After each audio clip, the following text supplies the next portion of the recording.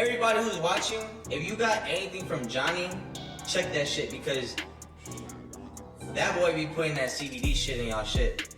And I've had several clients who come in and they'll be like, bro, why my shit get tested CBD? Well, I don't fucking know shit. Y'all gotta ask Johnny, bro. That's Johnny's fucking, that's Johnny's production.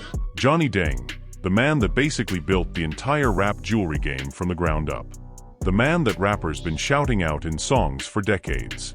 The man who went from fixing watches at a flea market in Houston to having Beyoncé, Travis Scott, and Gucci Mane all pulling up to his shop. But here's the thing, gang, and this is where it gets crazy. There are people out here saying this man has been selling fake diamonds. Not just random people on the internet, not just some haters in the comments section. We're talking about his own former employee going on camera and exposing him. We're talking about Chief Keef. Chief Keef feeling like he had to go prove that his Johnny Dang jewelry was real. And then we got these diamond tester videos floating around on the internet that got people questioning everything. So today we're breaking it all down. Every single layer of this story. And I promise you by the time we get to the end of this video to Johnny Dang's actual response to all of this, your jaw is going to be on the floor. So do not click off. I'm not even playing with y'all right now. Let's get into it. But wait, before we get into all the drama, let me break down who this man actually is. Because some of y'all might be sleeping on just how big Johnny Dang really is. So get this. Johnny Dang was born in Vietnam in 1973. His grandfather and his father were both in the jewelry trade. So, this man literally came from a jewelry bloodline. In 1996, when he was 23 years old, he moved to Houston, Texas with basically nothing. He started working with his brother at a flea market, fixing watches and doing jewelry repairs. A flea market, gang. No big store, no fancy showroom, just a booth at a flea market in Houston. But here's where it starts getting good. He opens his first actual store called TV Jewelry at Sharpstown Mall in Houston in 1998. And he starts making these custom grills, custom diamond grills for teeth. And in 2002, he links up with Paul Wall, the rapper, and they go into business together. And from that point, it's over. The whole rap game started flooding to this man's shop. We're talking Gucci Mane, Travis Scott, Migos, Chief Keef, Lil Pump, 21 Savage. Beyoncé pulled up to get grills. Nelly made a whole song called Grills that was basically a Johnny Dang commercial. That Mexican OT literally made a song in his honor in 2023. This man has appeared in music videos. He's been shouted out on records. He became a cultural icon. So when people start saying this man is selling fake jewelry, you understand why that's such a massive deal.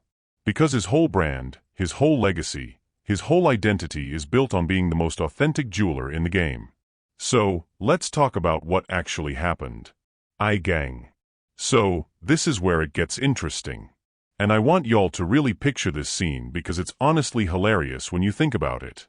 Chief Keef Sosa, one of the hardest rappers to ever come out of Chicago, felt like he had to go to K Jewelers, not to buy something, not to get a gift for somebody. He went to K Jewelers specifically to test his Johnny Dang jewelry and prove to people that his diamonds were real. Brother Chief Keef went to the mall to get his chain tested. Let that sink in for a second.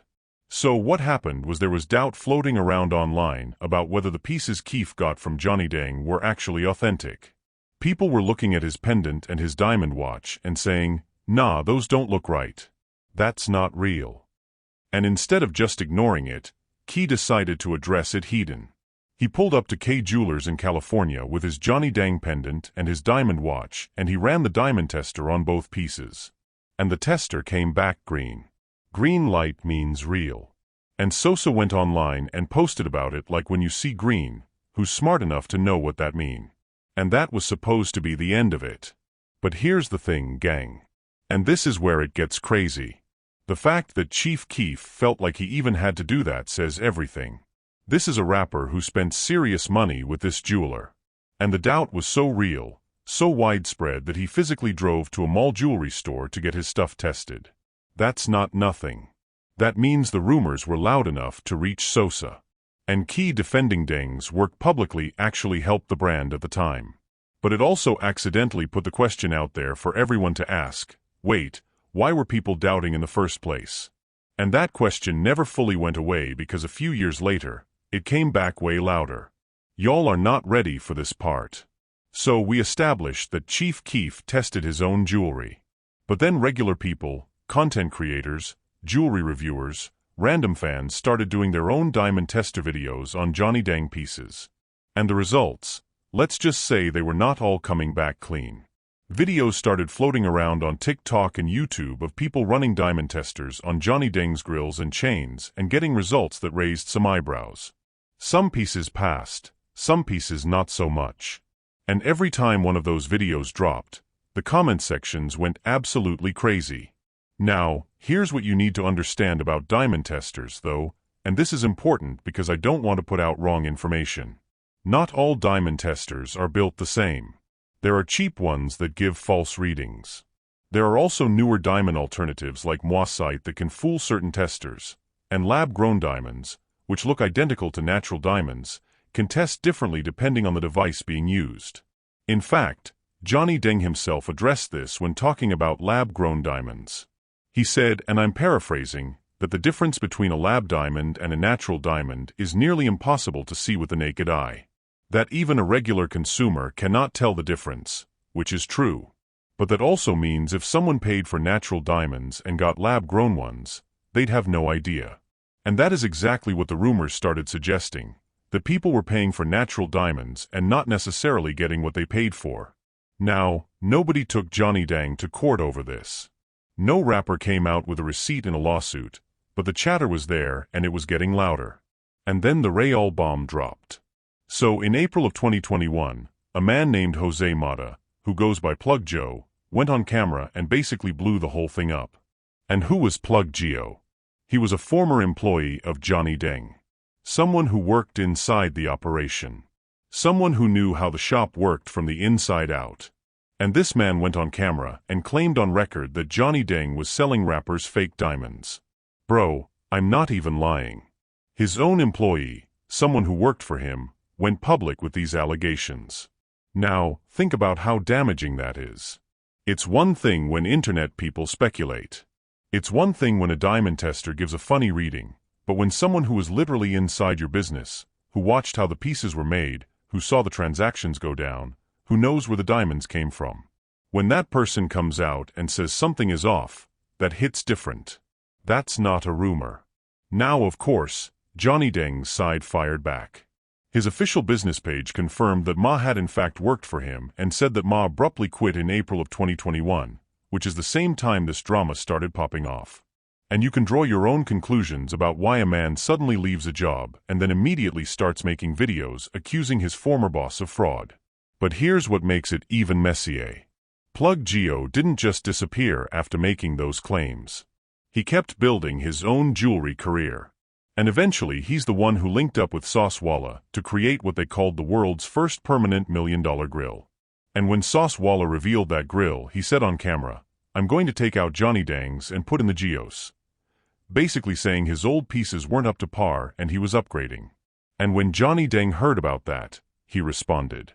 He told Sauce Walker, "You don't need to put my name in there, but if you mention my name, put some respect on my name." No cap. That's actually crazy because now you got a whole public situation where a rapper is publicly switching from Johnny Dang to his former employee, and that former employee is the same one who made the fake diamond accusations. The whole thing is layered, gang. But wait, because it's not just the fake diamond angle.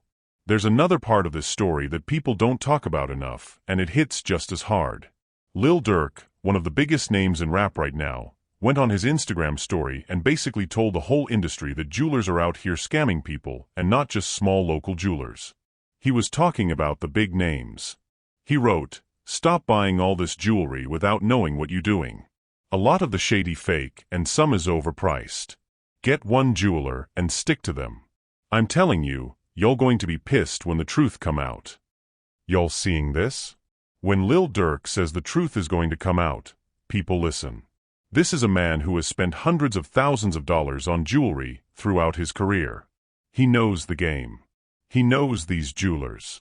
And he's warning people that a lot of what's being sold out here is fake overpriced. And then later he went even further. He posted, Don't blame the rapper or athletes anymore. Blame the jeweler for selling them that bogus stuff. He's literally redirecting the entire blame. He's saying, when you see a rapper with fake jewelry, stop laughing at the rapper. Go look at who sold it to them. Now, Dirk didn't say Johnny Deng by name.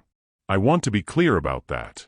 But he did say that at least 20 rappers he knows personally are walking around with fake jewelry that they paid real money for. 20 from major jewelers gang. That's not a small accusation. And then there's the overcharging angle. See, this is something that people in the know have whispered about for years. Johnny Deng himself actually said in an interview that he charges less than other jewelers. He said if he charges $30,000 for a piece, another jeweler would charge double just because the client is a rapper or an athlete. And he framed that as a positive, like he's the fair one. But here's the flip side of that. When your name becomes the brand, when rappers are literally putting your name in songs, you start charging a premium just for the name itself. And some people started questioning whether that premium was always justified, whether they were paying for actual diamonds or paying for the clout of saying, yeah, I got mine from Johnny Deng. That's a real conversation that the jewelry world has been having. And it ties directly into why the fake diamond rumors hurt so much. Because if you're overcharging and the quality is questionable, that's a serious problem for the brand. And real quick, gang, let me hit y'all with something that not a lot of people know about. This one goes back to 2014. So, Johnny Deng did this promotional deal tied to an NBA All-Star game. He was pushing watches as part of it, and something went wrong with the deal. Wrong enough that he had to refund close to $200,000. Now, in the interview where he talked about this, he framed it as no big deal. He said the next day after the refund situation, he sold 35 watches in one day. So the business was still moving and the refund wasn't connected to any claims of fake diamonds. It was more about the promotion falling through. But here's why it matters in this conversation. It showed that even Johnny Deng's operation is not perfect. There have been moments where customers were unhappy enough to demand their money back.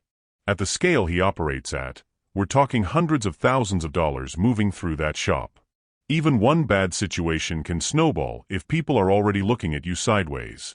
And in 2021, when the Plug Geo situation popped off, people went back and started connecting that maybe didn't even belong together. That's what happens when your reputation takes a hit. Every old story gets new life. Gang, this is what y'all have been waiting for. This is the part one promised you at the beginning because through all of this, the diamond tester videos, the Plug Geo accusations, the Saucika situation, Lil Durk's warnings, Johnny Deng did not stay quiet. First, on the Plug Geo situation, Deng's official response was to put it into context. He confirmed that Geo was a former employee who left abruptly. The implication was clear. This is a disgruntled ex-worker trying to damage a brand he no longer had access to. And in the business world, that framing actually holds weight because we've seen this pattern before where someone leaves a company on bad terms and then starts making allegations. It doesn't mean the allegations are false, but it does give context for why they're being made. On the Sauce Waka situation, this is where Deng showed the most emotion.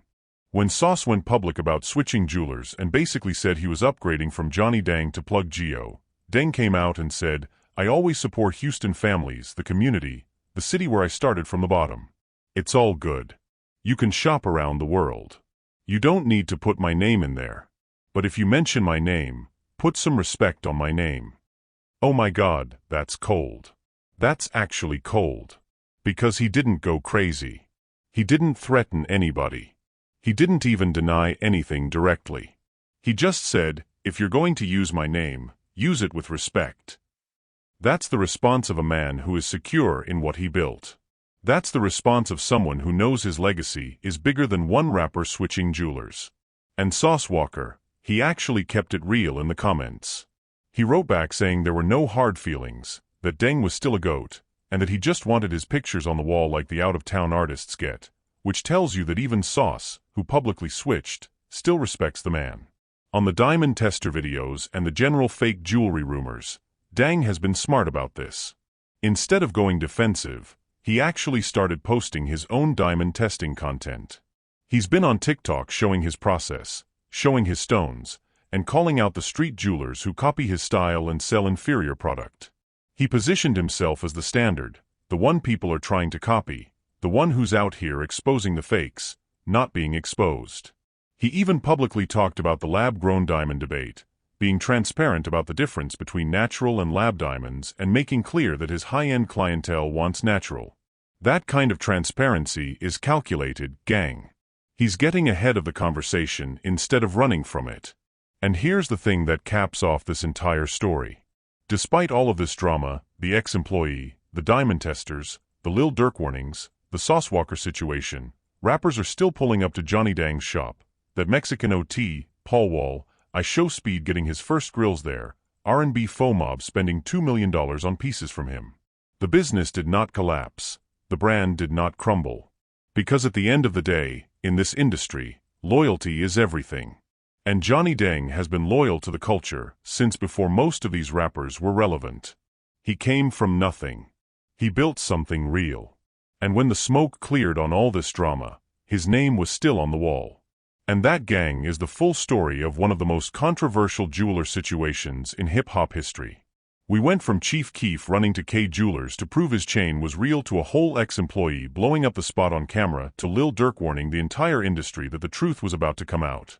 And we ended right back at Johnny Dang still standing tall in Houston like none of it ever happened. That's actually crazy when you think about it. But yo, if you learned something new today, you already know what to do. Drop a like on this video. It genuinely helps the channel more than you know. Subscribe if you're not already rocking with Informed Secret. And if you want more deep dives like this on the real stories behind the culture, the ones they don't tell you about, I got you. I'll catch y'all in the next one. Peace.